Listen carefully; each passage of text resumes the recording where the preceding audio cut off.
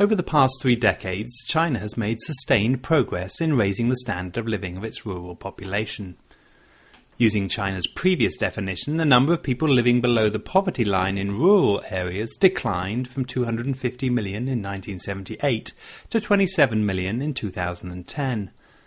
Last week, the government redefined the poverty line from a net yearly income of 1,196 RMB to 2,300 RMB, and in doing so added 100 million rural residents deemed poor and able to claim poverty subsidies.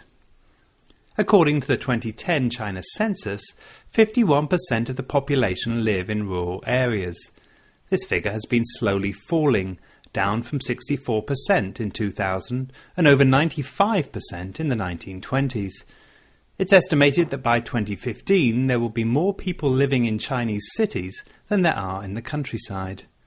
There are around 1 million villages in China, housing around 800 million rural peasants and migrant workers, roughly 500 million farmers and 300 million to 400 million excess unskilled rural labourers.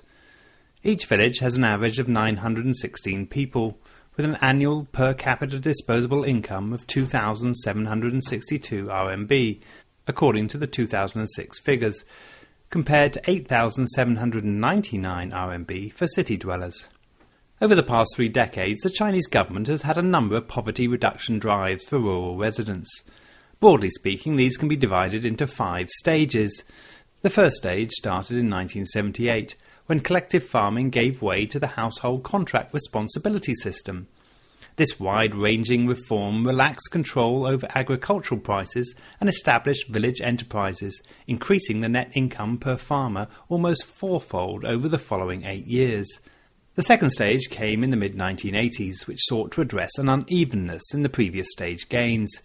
The government adopted a series of important development-orientated poverty reduction measures, such as setting up special Help the Poor work units, allocating special funds and formulating favourable policies in districts that had not benefited from the previous policies.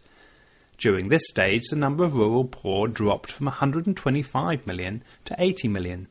The third stage, which began in 1994, was marked by a 7-year priority poverty alleviation programme, where the government focused on tackling the key underlying problems of poverty.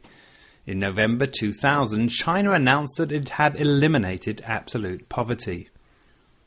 Over the past 10 years, under a policy named Poverty Reduction and Development of China's Rural Areas, the government reduced taxes, including the abolition of the agricultural tax, which had burdened Chinese farmers for 2,600 years, and increased subsidies. The outlays of the central finance on agriculture, the countryside and farmers increased from 214 billion RMB in 2003 to 858 billion RMB by 2010. This year, the government has announced a 5th stage, titled New Progress in Development-Orientated Poverty Reduction Programme for Rural China, that will run until 2020. The policy aims to further reduce poverty by strengthening agricultural technology, infrastructure and enterprise in rural areas. Over the next 10 weeks, using local teachers as a guide, I'll be travelling across rural China to meet local villagers and get a first-hand impression of the ways in which the Chinese countryside has changed over the past 30 years. I also seek to discover the key challenges rural residents face for the coming years and see how the communities plan to address those needs.